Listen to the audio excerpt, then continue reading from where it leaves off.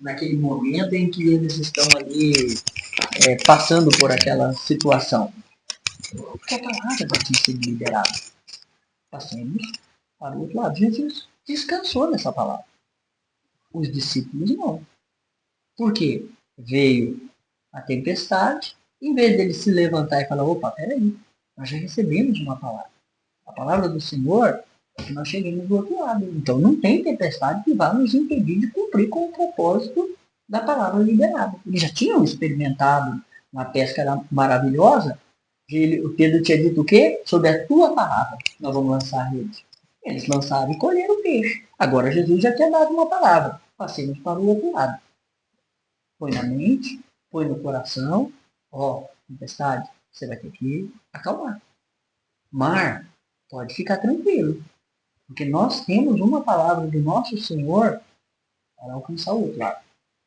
Tanto que quando Jesus levanta, repreende o mar, manda acalmar o vento, qual é a pergunta que ele faz para os discípulos? Por que vocês estão tímidos? Não tendes. Né? Fé no quê? No que eu disse? Na palavra. O que eu disse para vocês? Eu disse por acaso que a gente iria sucumbir? Eu disse por acaso que a gente ia perecer? É isso que eu falei? Não. Passamos para o outro lado. Já chegamos do outro lado? Então, se não chegamos, o propósito não mudou. Aquilo que sai da minha boca não volta para mim vazia, sem antes fazer o que me apraz e prosperar naquilo para que eu enviei. Nós temos que ter a palavra. Nós temos que nos fundamentar nela. Se eu tenho uma palavra de Deus que é para chegar do outro lado, não tem nada que o diabo possa fazer que vá me impedir de chegar do outro lado. Essa é a disposição, essa é a convicção que a gente tem que ter em fé para que a gente possa chegar do outro lado.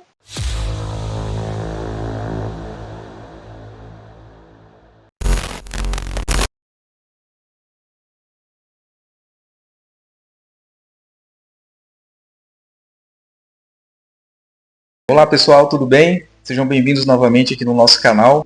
Hoje nós estamos com um convidado ilustre aqui. É o pastor da igreja onde a gente congrega, eu, minha esposa, minha família. É o pastor Robson. Seja bem-vindo, pastor Robson. Amém. Ele é o nosso pastor, é o nosso líder de célula também, é o nosso mentor espiritual. Enfim, ele é praticamente quase tudo da igreja pra gente lá, pra nossa família. Ele nos dá direção, nos dá entendimento. E hoje ele trouxe uma palavra aqui que eu acredito que vai mexer com a estrutura de vocês. Amém. Passo a palavra para você, meu pastor. Amém. Queridos, é muito especial, muito maravilhoso a gente estar nesse papo de sofá. E eu sou um amante da palavra de Deus. Já sirvo ao Senhor Jesus desde 1992, quando eu me converti. E de lá nós temos trilhado esse caminho sem olhar para trás, sempre avançando, sempre crendo naquilo que é uma obra do Senhor Jesus nas nossas vidas. E o Senhor tem nos capacitado, nos dado graça, nós somos mentorados, assistido por um homem de Deus, o apóstolo Edmilson, a apóstola Marisa, que são especiais, são assim, um homem com um coração generoso, um coração em Deus. E a igreja que nós congregamos é a IECG, uma igreja viva, uma igreja dinâmica, uma igreja fundamentada na palavra, e nos tem dado esse suporte para que a gente possa caminhar nessa fé viva, nessa fé firme no Senhor Jesus. E esse vai ser o nosso tema de hoje, falarmos sobre fé. Eu acredito ser o tema fundamental da vida de todo o cristão. Toda pessoa que decide entregar a sua vida, o seu coração para Jesus, o tema mais importante que ele precisa ter uma clareza, uma lucidez, revelação na palavra de Deus é sobre a fé. Em Hebreus, no capítulo 11, verso 6, está escrito: sem fé é impossível agradar a Deus. É impossível. Então, nós precisamos agradar a Deus nessa trajetória, nessa caminhada, porque nós somos chamados por Deus. Então, se nós vamos viver em uma aliança, vamos viver debaixo da direção de Deus, nós precisamos agradá-lo. E é impossível agradar a esse Deus se não for por meio da fé. Então, é de suma importância que os filhos de Deus, eles entendam, compreendam e exerçam essa fé. Então, precisamos ter essa lucidez, essa clareza, esse entendimento, essa revelação sobre a fé. Então, nós já começamos aqui com esse texto de Hebreus, que fala que sem fé é impossível agradar a Deus. Quem se aproxima de Deus, quem quer a ajuda de Deus, tem que crer que Ele existe e que Ele é galardoador daqueles que o buscam. Nós vamos dar uma examinada em outro texto da palavra de Deus, que eu considero assim, muito importante, está também em Hebreus, capítulo 11, o versículo 1.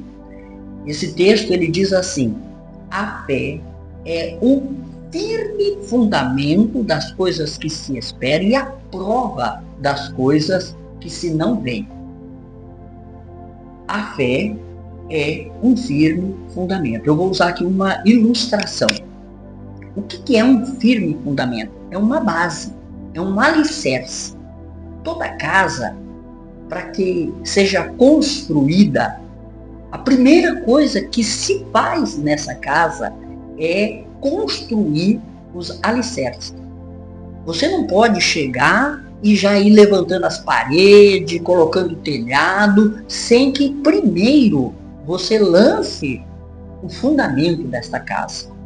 Então, a sua vida espiritual, ela precisa ter, a primeira coisa, é um fundamento para a sua casa. E a Bíblia, ela diz que a fé é esse fundamento. Aí eu venho com uma pergunta em relação a isso. Vamos usar, como eu disse, uma ilustração. Se você vai construir um fundamento, você precisa de alguns materiais. Nós vamos usar a construção do fundamento de uma casa.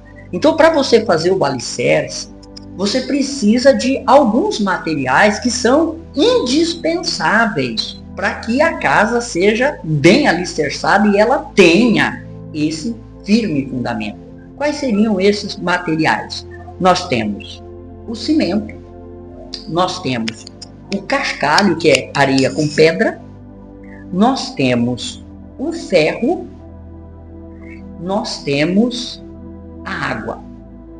Nós vemos aqui 4 materiais: cimento, ferro, o cascalho e a água. Vamos lá. Eu fui avaliar o preço dessas coisas e eu achei que o ferro estava muito caro. Aí eu falei bem assim, não, eu tenho cimento, eu tenho cascalho, eu tenho a água, vou misturar, fazer uma massa e eu vou jogar ali, vou fazer um firme fundamento. Não vai dar certo. Se faltar o ferro, vai ter problema. Aí você fala, não, mas peraí, o cimento subiu demais, está muito caro o cimento, eu não vou, vai ter o ferro, mas não vai ter o cimento. Aí você pega a areia, joga a areia lá com cascalho, joga lá a água em cima, vai virar um firme fundamento? Nenhum. Não, aí qualquer desses materiais, se você tirar, você não terá um firme fundamento. Não terá. Infelizmente não terá, não tem como. Você precisa desses 4 materiais para que você possa forjar um firme fundamento. Então, o que eu quero trazer? Se a fé, a Bíblia diz, olha só, Hebreus 11:1, a fé é o firme fundamento. Então, para que eu construa um firme fundamento, eu preciso entender quais são os materiais que eu vou usar para construir esse firme fundamento. Não pode ser qualquer coisa. Eles são exatos. E eles não podem ser tirados. Você não pode tirar um ou outro. Você tem que usar todos esses materiais para construir um firme fundamento. Quais são os materiais que nós temos da parte de Deus? Porque a fé, a Bíblia diz que ela é um dom de Deus. Efésios capítulo 2, versos 8, diz que nós somos salvos pela graça de Deus, por meio da fé. Isso não vem de nós, é um dom de Deus. Então, a fé que se torna um firme fundamento nas nossas vidas, ela é um dom de Deus. Mas entenda, ela vem de Deus. É Deus que nos concede esses materiais para que a gente possa construir essa fé e, através dessa fé construída, nós temos um firme fundamento que é a nossa fé. Então, quais são esses materiais? A Bíblia fala sobre 4 fundamentos para construirmos a nossa fé. Primeiro, a graça de Deus. Segundo, a verdade de Deus. Terceiro, o amor de Deus. E o quarto, a justiça de Deus. Esses são os materiais concedidos por Deus para que a gente tenha uma fé como um firme fundamento. Isso significa o quê? Que a nossa fé não vai se abalar por absolutamente nada que possa acontecer na trajetória da nossa caminhada, da nossa vida. A nossa fé, ela vai estar tão fundamentada que nenhum tipo de situação ou circunstância irá nos abalar. Então, eu preciso entender o que Deus fez mediante a graça, a verdade, o amor e a justiça dele, para que eu pudesse fundamentar, ou eu possa fundamentar a minha fé. Então, a Bíblia diz que Deus, vendo a condição do homem, e a Bíblia ela é clara em afirmar que todos pecaram e destituídos estão da glória de Deus. Romanos capítulo 3, versos 23. Então, não há nenhum ser humano, homem, mulher, gênero, que possa se achegar a Deus, manifestar uma fé pautado em si mesmo.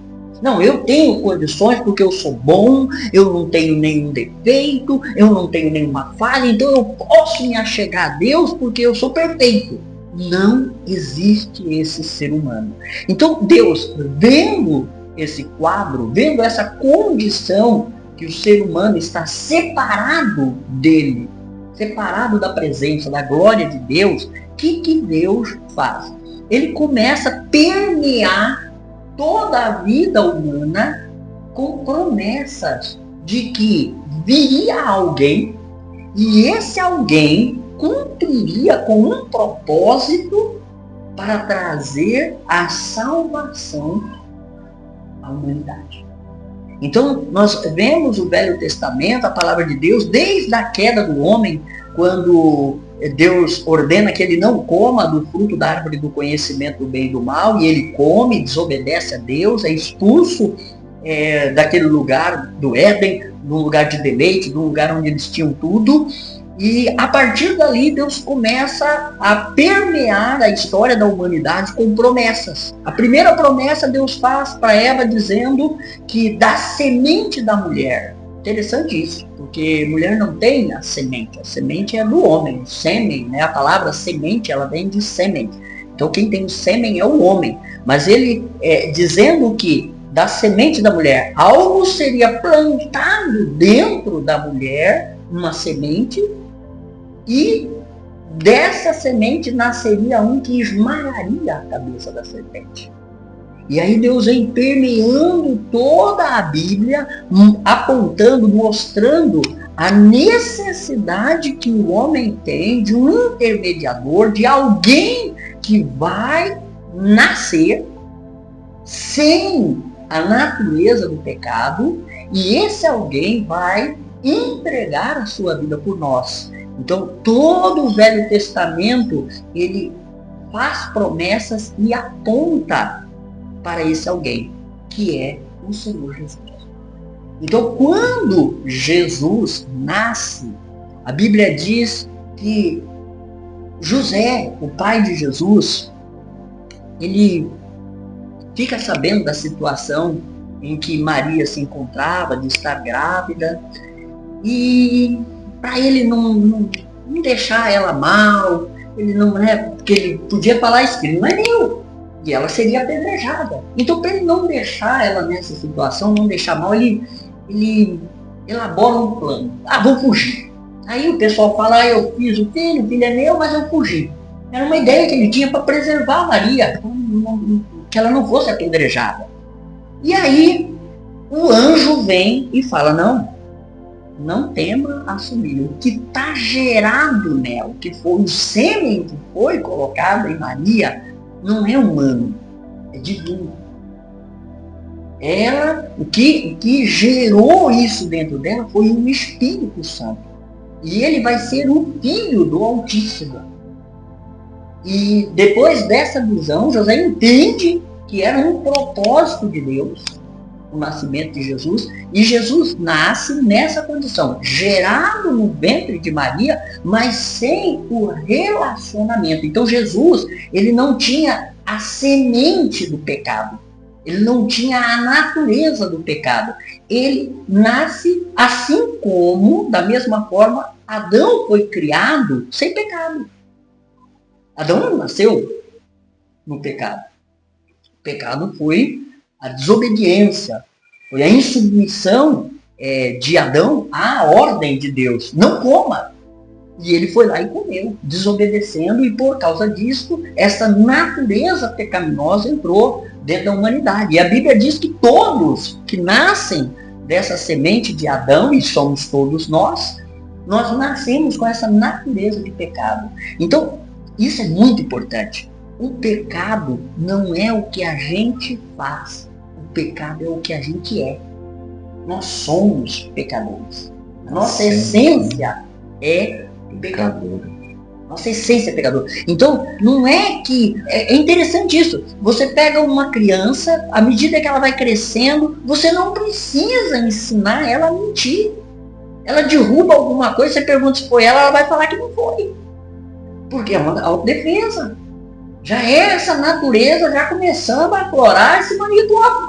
Com o tempo só vai aprimorando nessa condição de pecado. Porque é da natureza. Davi fala nos Salmos 50 que em pecado me concebeu a minha mãe. Você já nasce dessa condição, já foi plantada e desenvolveu. A criança, ela não tem a consciência do pecado, mas ela já é um pecador. Então, Cristo nasce nessa condição sem pecado para se tornar o nosso Senhor, o nosso Salvador. E como ele faz isso? Dando a sua vida por nós, morrendo um justo, um santo, um verdadeiro, um cheio de amor, um cheio de graça.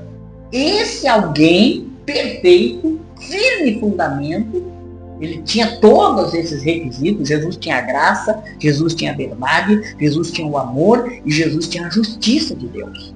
Tudo estava em Cristo Jesus. Então ele vem nessa condição, com todos esses requisitos, esses materiais, vive uma vida ímpar, vive uma vida sem pecado e decide tomar o nosso lugar na cruz do Calvário. Jesus, ele entregou a sua vida por nós.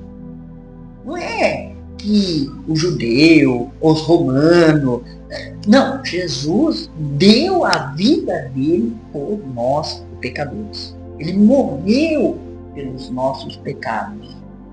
A morte de Jesus é para pagar o preço dos nossos pecados. Ele pagou o preço dos nossos pecados. E a ressurreição de Jesus é porque, ao não ter pecado e dar a sua vida por nós, ao não ter pecado, isso é muito importante, ao não ter pecado e dar a sua vida por nós, alguém tirou a vida de Jesus. A A Bíblia diz em Hebreus capítulo 2, versos 14, que Satanás, o diabo, ele tinha o poder da morte. Quando o homem desobedeceu a Deus, e a Bíblia diz que Adão morreu. Mas ele não morreu fisicamente. Ele ainda viveu mais de 900 anos. E gerou filhos e filhas. Então, quando Deus está falando ali da morte de Adão, ele não está falando da morte física. Porque a morte física só se deu quase 1000 anos depois. 900 e alguma coisa. Mais de 900 anos viveu Adão. Então, estava falando da morte espiritual. Então, a partir da desobediência, a morte espiritual entrou no homem. Essa morte espiritual nos separa de Deus. Por quê? Porque Deus é vida. Então, o homem pecador, morto espiritualmente, e com o tempo ele morre fisicamente. Mas a primeira morte é a morte espiritual. Então, quando Jesus dá a sua vida, ele dá a vida dele nos 3 níveis. Jesus morreu espiritualmente, Jesus morreu fisicamente e Jesus morreu eternamente.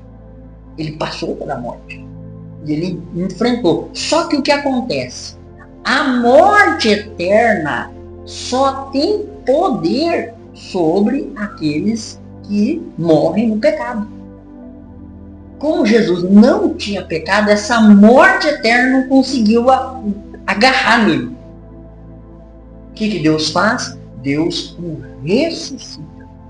A ressurreição de Cristo abre um portal para que todos nós possamos ter acesso à presença de Deus. Através da morte de Cristo, ele nos concede esses materiais para que nós possamos construir a nossa fé como um firme fundamento.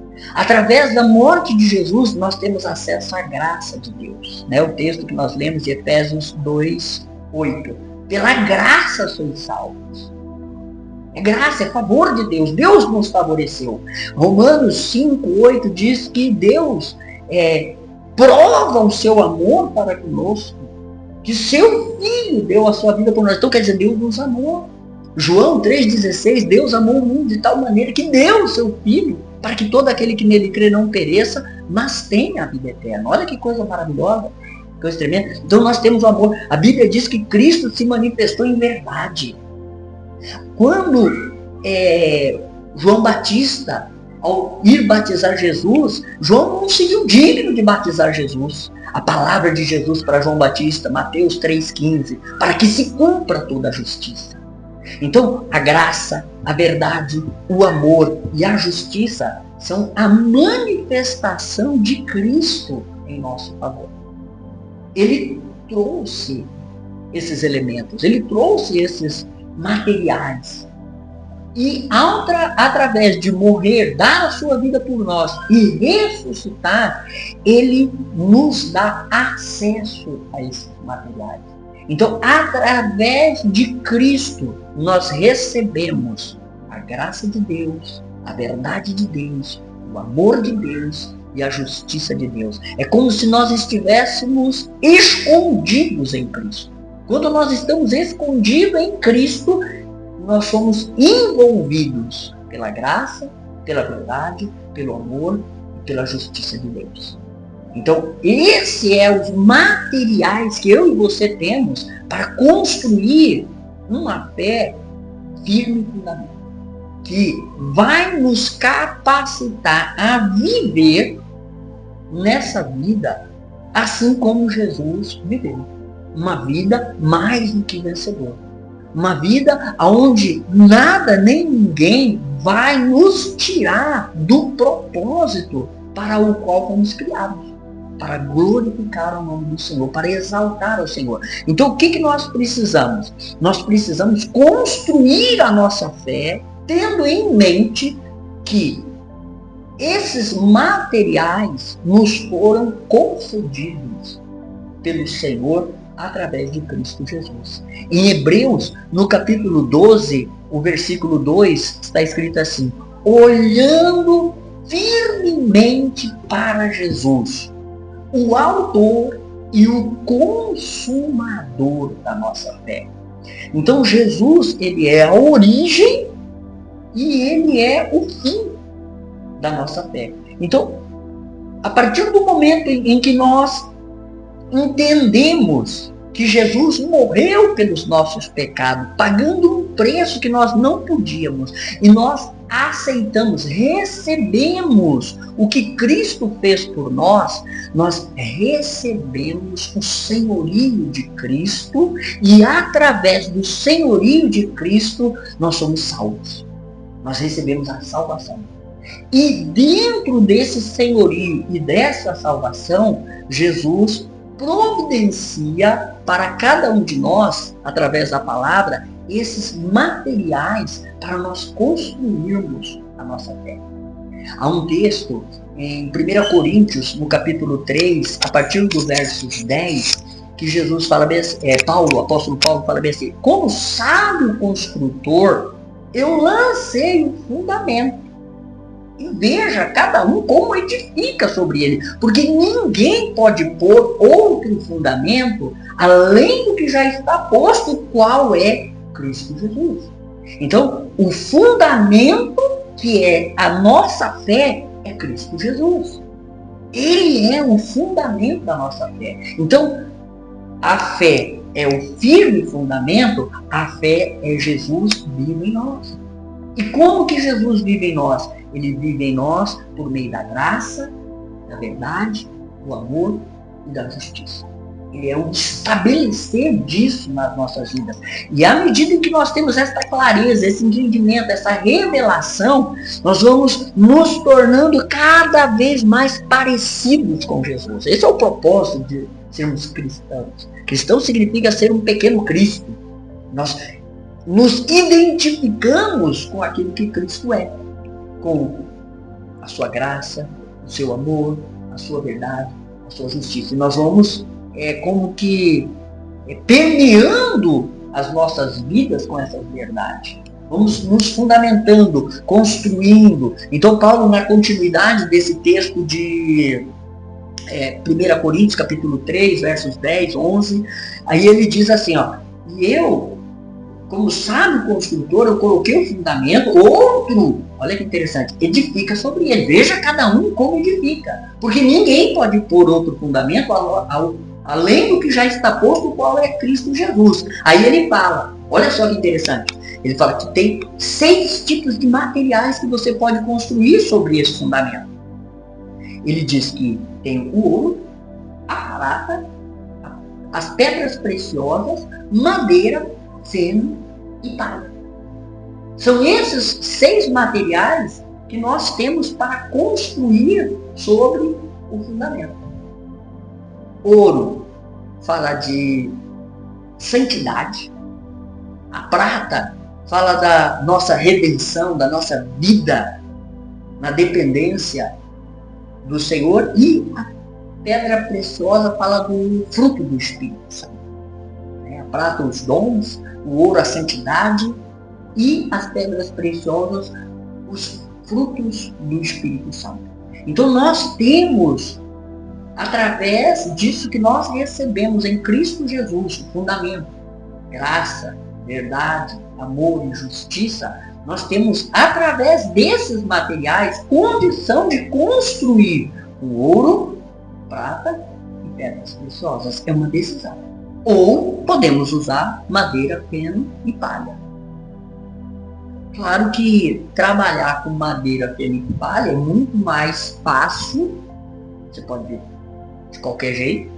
Trabalhar com ouro, prata, pedra preciosa, essas coisas você não acha em qualquer lugar, você vai ter que cavar. Você vai ter que trabalhar, vai ter que lutar para conseguir. São coisas de valor. São coisas que você vai ter que fazer por onde conseguir. E como que nós fazemos isso? Através da meditação na palavra, da leitura da palavra de Deus, do estudo da palavra de Deus, da oração, da dependência de Deus, do congregar, de estarmos ouvindo a palavra, que vão nos dando o que? Condição de termos esses materiais para nós construirmos a nossa fé. Dia a dia nós vamos construir a nossa fé. Dia a dia nós vamos lutar pela nossa fé. Então, dia a dia vai estar, através da leitura, da meditação na palavra, à disposição o ouro, a prata e a pedra preciosa. Agora, eu não quero ler a Bíblia. Aí você está construindo madeira, feno e palha. Eu acho, é madeira, feno e palha. Eu não vejo assim. Eu não entendo desse jeito, é madeira, feno e palha. Porque o que nós temos? O que a palavra de Deus diz. Se a palavra de Deus diz algo, eu não tenho que fazer com que a palavra se adapte a mim. Eu me adapto à palavra. Eu me movo de conformidade com a palavra. Se a palavra está dizendo que mentir não é do agrado de Deus, que Deus é um Deus de verdade, então, se eu viver mentindo, o que eu estou fazendo? Construindo com madeira, feno e palha. Se a palavra de Deus fala que não é para mim roubar, aí eu vou lá e estou pegando que é dos outros. O que eu estou fazendo? Contradizendo a palavra, contrariando a palavra, quer dizer, mas se a palavra ela foi deixada para fundamentar a graça, a verdade, o amor e a justiça, como eu vou contradizer, como eu vou fazer o contrário da palavra? Não, mas eu não vejo assim, eu não entendo. Não. Então, entenda, Jesus, ele é o autor e o consumador da nossa fé. E como autor e consumador da nossa fé, nós temos que tomá-lo como sendo esse instrumento dado por Deus para fundamentar a nossa fé. Onde que Jesus ensina a mentir, a roubar, a prejudicar, a falar mal de alguém? Onde que tem esses fundamentos que a gente possa usar para falar que vamos construir um firme fundamento? Não tem. Agora, eu tenho na palavra de Deus andar em verdade, andar em amor, andar em santidade, andar em pureza, andar em obediência, em fidelidade, em submissão. Então, esses materiais vão fazer com que a minha fé se torne inabalável. Porque eu vou estar imitando na minha fé o meu Senhor. É interessante isso. Isso é eu respeito esse entendimento, não tem nenhum problema quanto a isso. Mas, para mim, no meu entendimento, na minha fé, eu não tenho mais livre-arbítrio. Porque eu sou escravo de Cristo. Um escravo que tem livre-arbítrio não é escravo.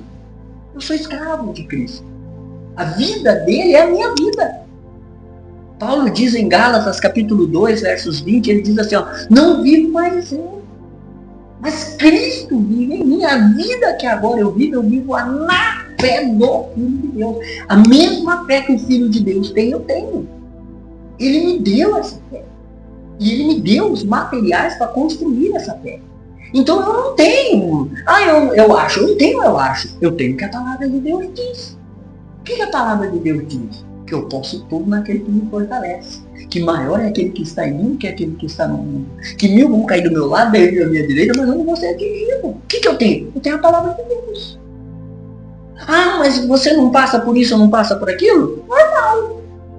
Mas eu passo não firmado na sensação, na circunstância, no momento. Eu passo firmado no que a palavra de Deus diz.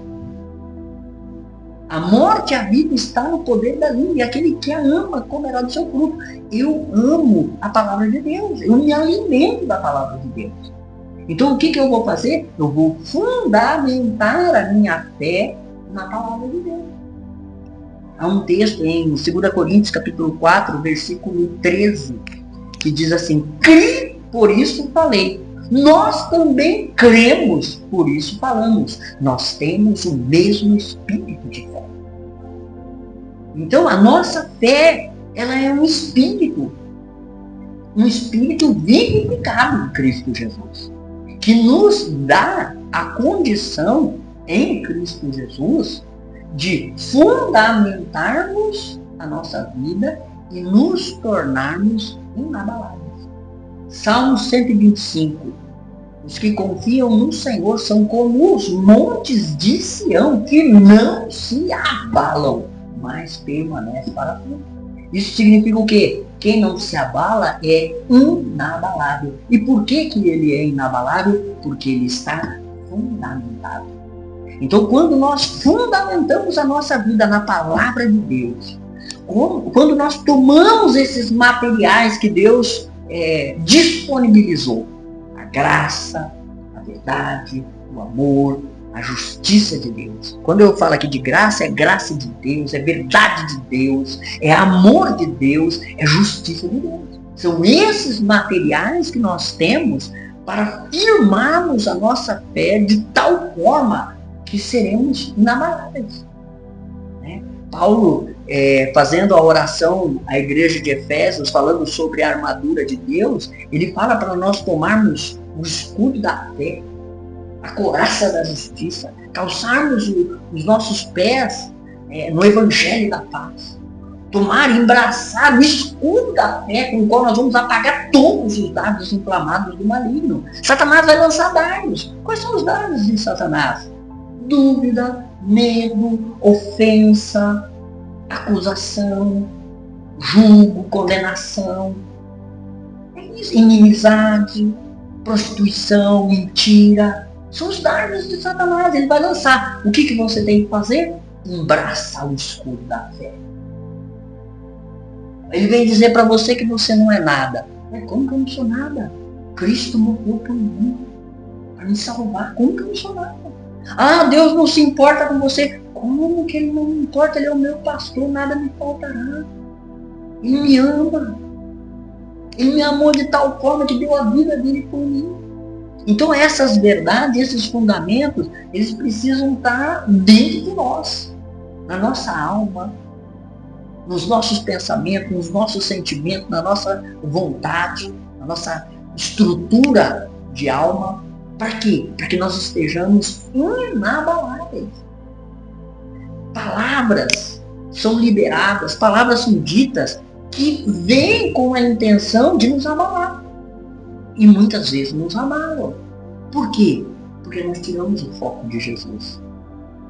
Quando nós focamos em Jesus, por isso que o texto diz, olhando firmemente. É interessante isso, porque quando Jesus vinha andando sobre as águas, para ter com os discípulos no barco, eles viram, ficaram todos atemorizados, achando que era um fantasma, e Jesus disse, não, sou eu. E Pedro, naquele rompante dele, Pedro é maravilhoso, que ele tem esses rompantes assim, ele fala algumas coisas assim, ele diz, Jesus, se és tu mesmo, manda que eu vá sobre as águas para ter contigo. Era Jesus, que Jesus fez? Vem.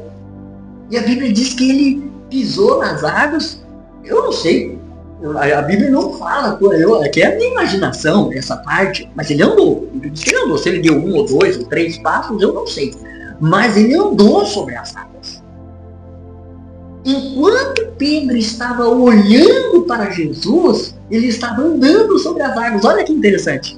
Enquanto os olhos de Pedro estavam focados no Senhor Jesus, ele estava andando sobre as águas. Quando ele começou a olhar para o mar, começou a olhar para aquelas ondas, o que eu estou fazendo aqui? E ele tirou os olhos de Jesus, ele começou a olhar para a circunstância. Quando ele olhou para a circunstância, o que começou a acontecer? Afundar. E ele, pescador, sabia nadar, ele podia ter nadado de volta para o bar, mas ele achou que ele ia perecer, porque ele começou a afundar. E ele clama novamente a Jesus, Jesus vai lá, estende a mão, traz Pedro novamente para cima das águas e volta andando com ele para o barco. Então, o Senhor Jesus, ele está dizendo, foca em mim, coloca os teus olhos em mim. Alguém vai dizer XYZ para você, vai dizer que você não é nada, vai dizer que você não tem jeito, que não adianta, que você não consegue, que não dá. Se você olhar para si mesmo, você vai falar, é verdade, não tem jeito para mim. Mas os teus olhos estão em Jesus. E aquilo que Jesus é, nós somos neste mundo. Maravilhoso isso, né? Está escrito na palavra. 1 João 4,17. Assim como ele é neste mundo, nós somos também. Então o que ele é? Nós somos. Ele é filho de Deus? Nós somos filhos de Deus. Ele é mais que vencedor? nós somos mais que vencedores. Ele pode tudo, nós podemos tudo. É o que a palavra de Deus diz. O que nós vamos fazer? Nós vamos tomar esta palavra e falar de conformidade com esta palavra. É assim que a gente estabelece esse firme fundamento de fé.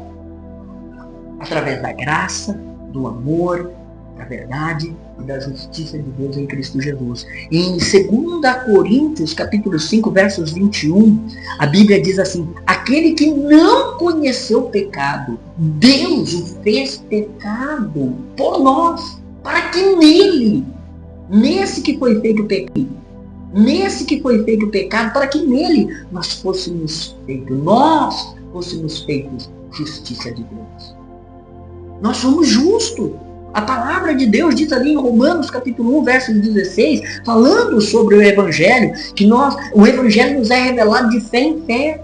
E diz que o justo viverá pela fé. É revelado essa justiça de Deus. E o justo, quem é esse justo? Nós que cremos em Cristo Jesus. Em Cristo Jesus, nós nos tornamos a graça de Deus, nós nos tornamos a verdade de Deus, nós nos tornamos o amor de Deus e nós nos tornamos a justiça de Deus. Em Cristo Jesus. Não é porque você não isso ou não aquilo. Não é você, é o que Ele é em você. Ele é o Senhor da sua vida. Ele é o que manda na minha vida. A minha vida não me pertence mais. Eu fui comprado. Ele pagou um preço pela minha vida. Eu aceitei o preço que Ele pagou. Então, eu entreguei, eu vendi a minha vida para Jesus. Ele pagou o preço, Ele comprou a minha vida. Ele foi lá, o diabo falou, não, esse aqui é meu. Esse aqui faz isso, esse aqui fuma, esse aqui bebe, esse aqui mente, esse aqui é isso, prostitui, é um tranqueira. Esse aqui, eu era assim. Quem não é? Mas Cristo Jesus falou, não, eu estou pagando o preço por Ele. E Ele pagou o preço. O preço dele é muito caro. Salmos 49, versículo 6 e 7 fala isso, que o preço da nossa vida é caríssimo. Não tínhamos condições de pagar. Pois Cristo falou, qual é o preço? Satanás falou a sua. Jesus falou, eu vou dar minha vida por Ele. Jesus morreu pelo meu pecado. Jesus morreu por mim. No meu entendimento, no meu coração, eu tenho essa fé inabalável. Cristo morreu por mim. Você tem que ter essa fé, querido. Cristo morreu por você. Significa o quê? Ele pagou o preço pela tua vida. Só a morte podia pagar o preço pelas nossas vidas, pois Ele morreu por nós. Ele morreu pelos nossos pecados. E esta é a boa notícia. Este é o Evangelho. Você pega ali 1 Coríntios capítulo 15, a partir do versos 1 até o versos 4, ele fala, este é o Evangelho que eu vos preguei. A não ser que vocês tenham crido em vão. Mas este é o Evangelho. Cristo morreu pelos nossos pecados, foi sepultado e ressuscitou ao terceiro dia. Este é o Evangelho. O que significa isso? Eu morri em Cristo para o pecado. Em Cristo eu fui sepultado para o pecado. E em Cristo eu ressuscitei para uma nova vida. Mas não é para viver aquela vida velha. Não é para viver aquela vida de homem velho, não. Eu nasci de novo para viver uma nova vida. A vida de Cristo. Que é a vida que faz sentido. Que é a vida que agrada a Deus. É interessante isso. Mas pense bem. Deus, quando Ele olha para mim, quando Ele olha para você, o que você acha que Deus vê? Um santo? Alguém maravilhoso? Não, Ele vê um pecador. É o que eu sou. Mas o que Deus fez? Ele colocou Jesus no meu caminho. Hoje, eu me achego a Deus e coloco Jesus na minha frente. Eu me achego a Deus falando assim, ó, Senhor, eu estou aqui por causa dele. Ó. Não é por causa de mim. Não tem nada. Se ele olhar para mim, ele vai ver um pecador. Mas quando ele olha e vê o filho dele me cobrindo, me guardando, fala, pai, eu morri por ele. Pai, eu dei a minha vida por ele. Pai, a minha palavra está nele. Ele está vivendo de conformidade com a minha palavra. E isto me coloca como justo diante de Deus, por causa do que Cristo fez por mim. Então é essa a verdade que nós temos que viver. É essa a nossa fé. É essa fé inabalável, é essa fé firmada nessa graça, nessa verdade, nesse amor, nessa justiça em Cristo Jesus, que nos faz ser mais do que vencedor sobre todas as coisas. Poder tudo naquele que nos fortalece. Então nós precisamos fazer o quê? Trabalhar isso nas nossas vidas, dia a dia. Renovarmos a nossa mente. Romanos capítulo 12, versículo 2. Não vos conformeis com este mundo, mas transformai-vos pela renovação da vossa mente. Para quê? Para que experimenteis qual seja a boa, agradável e perfeita vontade de Deus. A medida da fé que Deus repartiu a cada um. Olha que interessante, o versículo 3 fala isso. Que Deus repartiu uma medida de fé. Eu digo assim, essa medida de fé é uma semente. A semente, ela traz em si um potencial de uma floresta, de uma grande plantação. Você planta uma semente de laranja, o pé cresce, desenvolve, né? Se for uma terra boa, cresce, desenvolve, produz um pé de laranja que vai produzir milhares de frutos de laranja. Cada laranja contém, em média, 30 sementes de laranja. Aqui, vamos dar um exemplo. 100 laranjas num pé de laranja, 30 sementes, são 30 mil? É isso? 30 mil sementes. Se você plantar 30 mil sementes de laranja, daqui a um tempo, você terá um pomar com 30 mil laranjas. Começou com uma semente. Quantos milhares, milhões de sementes vão nascer dessas milhares de pé de laranja? Então, é a fé. Deus deu uma semente. Você tem que plantar essa semente no seu coração. Agora, isso aqui é de suma importância. Que tipo de coração você tem? Jesus fala na parábola de Mateus, capítulo 13, a parábola da semeadura, ele fala ali algo interessante. Ele diz que o semeador saiu a semear. Quem é o semeador? No meu entendimento, na minha revelação, o semeador é o Espírito Santo. A semente é Jesus. E a terra? Os nossos corações. Agora, é interessante que há 4 tipos de terra.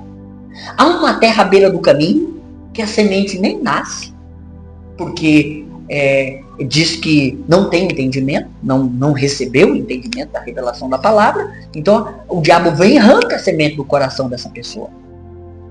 Aí há uma semente que cai num terreno rochoso.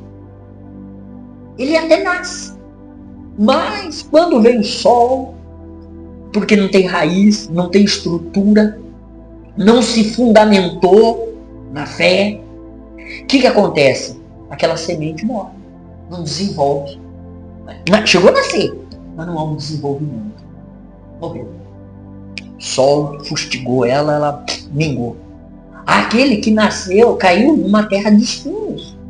A Bíblia diz que à medida que a semente desenvolve, ela começa a desabrochar, a crescer, o que acontece? Os espinhos vêm e sufocam. O que é esses espinhos? A cobiça. Não tenho isso. Mas por que Deus não me deu isso? Mas começa a se comparar com os outros, começa a se comparar com quem tem, com quem não tem, com quem isso, com quem aquilo. O que vai acontecer? Vai matar a sua semente. Vai matar. O que caiu na terra dura, ofensa. Se ofende, fica amargurado, ressentido. Qualquer coisa que os outros falam, ele toma para si, é pessoal. Então a gente precisa ser corrigido. Você precisa receber um chacoalhão. Opa, obrigado, Senhor. A Bíblia diz que ele ama aquele que ele corrige. Ele ama. A prova do amor de Deus é nos corrigir. À medida que ele nos corrige, a gente, peraí, precisa tomar uma postura aqui. Tem que tomar jeito aqui. Não estou agindo corretamente aqui. Tem que tomar uma decisão aqui. Não vou continuar nesse caminho, não. Esse caminho de medo, dúvida, insegurança, eu vou sair desse caminho. Entendendo? Por quê? Porque eu não quero amargura. Não quero ofensa. Eu não quero cobiça. E aí fala daquele que caiu na boa terra. O que caiu na boa terra, olha que interessante. Ele ouve, ele compreende, ele frutifica. Isso, a fé é dessa forma. Você ouve, a Bíblia diz em Romanos 10, 17, a fé vem pelo ouvir a palavra, a mensagem de Cristo, a mensagem da palavra de Deus. Então, quando você ouve a palavra de Deus, recebe a palavra de Deus no seu coração, deixa a palavra de Deus entrar. É assim que vai ser na minha vida. Eu vou viver de conformidade com essa palavra. Se é para me lançar a rede, eu vou lançar a rede. Se é para andar sobre as águas, se Jesus está mandando eu andar sobre as águas, eu vou andar sobre as águas. Se Jesus está dizendo que eu vou chegar do outro lado, eu vou chegar do outro lado. O que a palavra de Deus diz é na minha vida. Eu vou me conformar à palavra de Deus, não o contrário. Não é a palavra de Deus que vai se conformar comigo. Não é assim. É eu que vou me conformar com a palavra. Então essa fé que nós temos, essa fé inabalável, ela é produzida. Ela é fundamentada na nossa vida. E nós precisamos, dia a dia, nos submetermos à palavra, ao Espírito Santo, a congregar, a estar com os irmãos, a falar das coisas de Deus, a aprender, para que cada vez mais nós nos tornamos frutíferos. Pensa bem, a próxima plantação dessas sementes de laranja, que essas 30 mil, foi isso que eu falei? 30 mil. Essas 30 mil, pensa quantas. Vai ser milhões, bilhões. E aí você vai plantando uma floresta de laranja. Você vai alimentar o mundo. A partir de uma semente.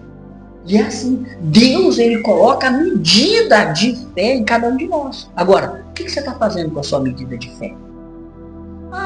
Tá jogada aí. Tá aí do lado, mas tá em cima da mesa, mas não tô vendo produzir nada. Tá aí, minha fé. Não tô vendo nada. Mas planta essa fé. Coloca ela dentro do teu coração. Vai para a palavra de Deus. Medita na palavra de Deus dia e noite.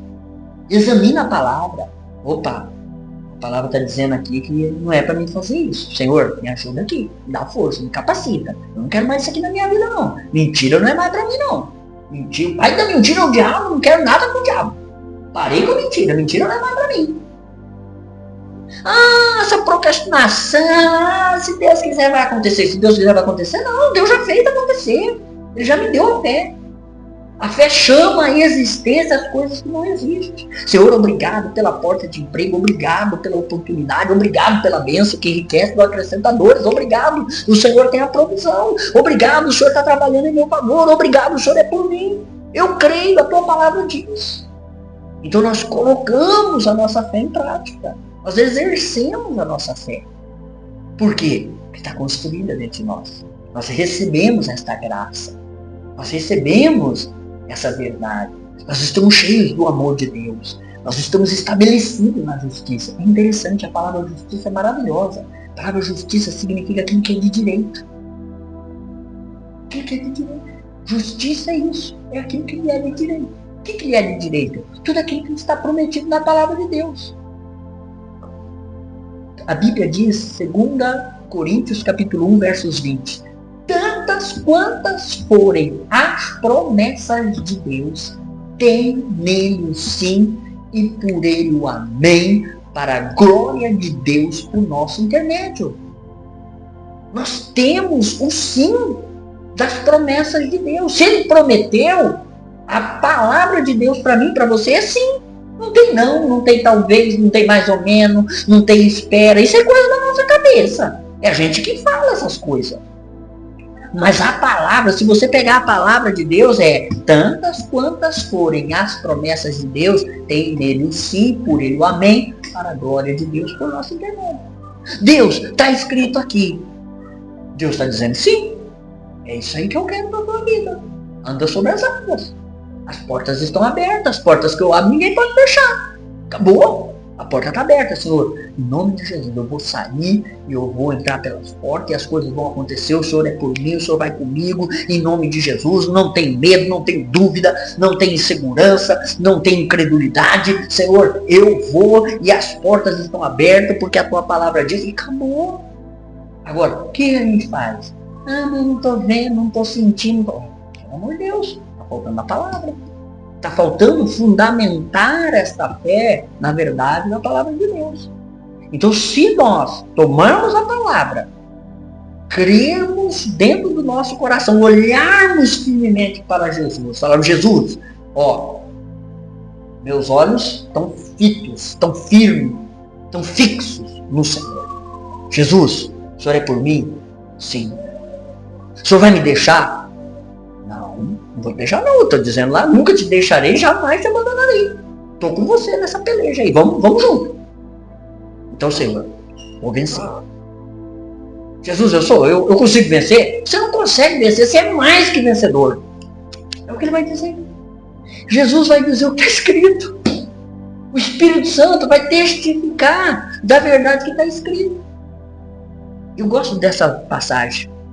João, no capítulo 16, no verso 7, Jesus diz assim, é bom que eu vá, porque se eu não for, o Consolador, o Ajudador não virá para vós outros, mas se eu for, eu o enviarei.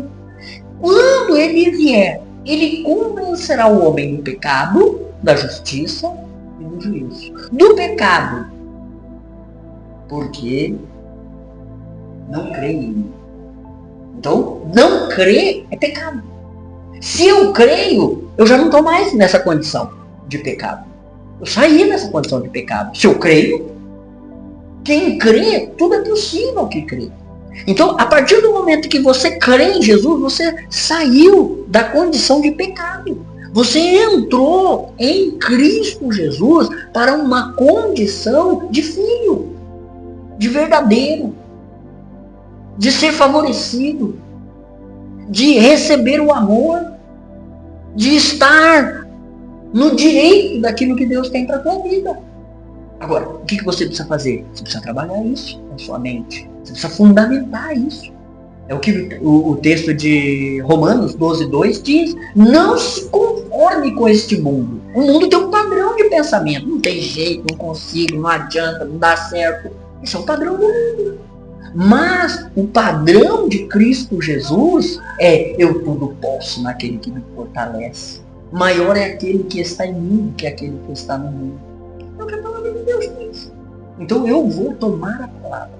Eu vou ficar com a palavra. E eu vou viver de conformidade com a palavra. É essa fé inabalável que Deus quer estabelecer no teu coração.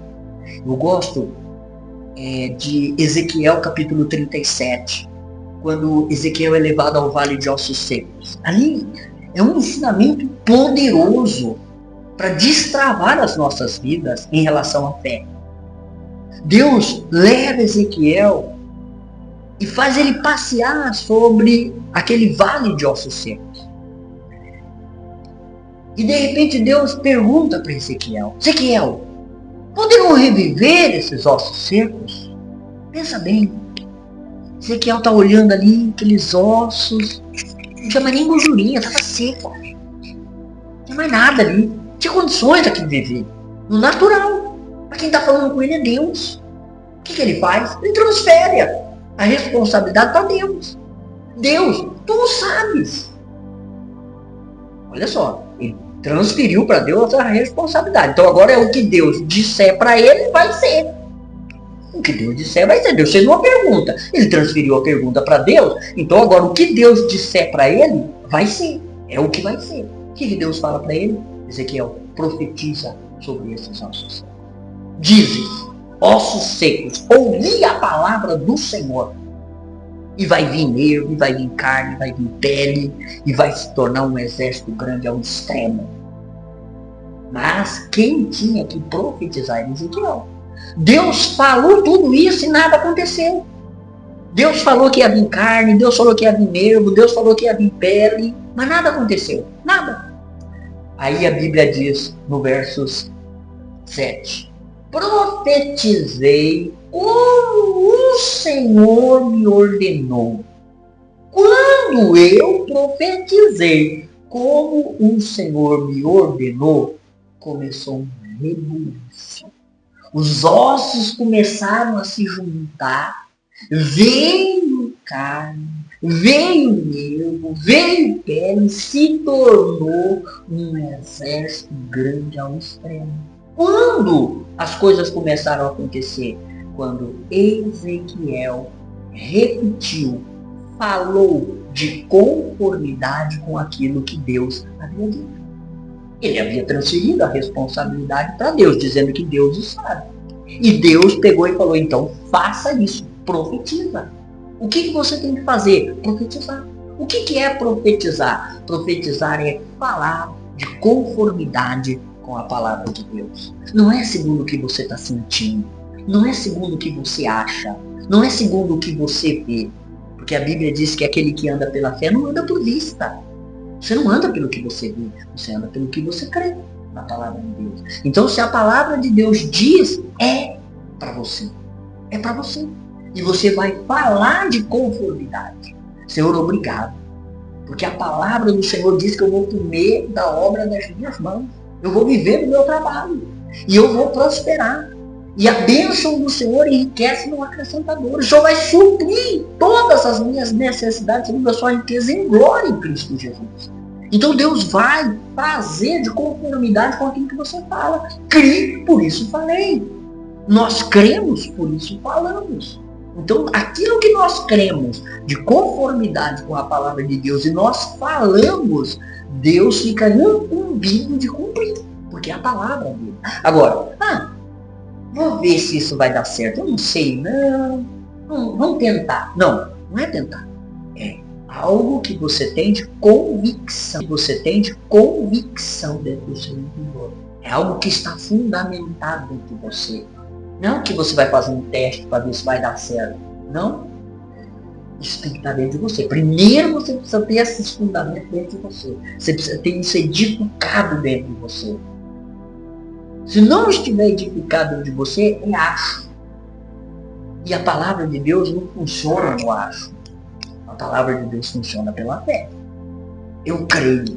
É assim. Vai se cumprir. Se ele tomou sobre si as minhas dores e levou sobre si as minhas enfermidades, então eu estou sarado. Eu estou curado. Ele tomou as minhas dores. Ele já levou. Eu não aceito essa enfermidade. Eu sou curado em nome de Jesus.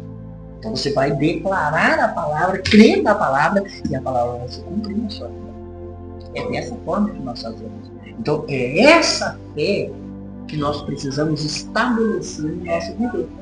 É essa fé que tem que fazer a diferença na nossa vida.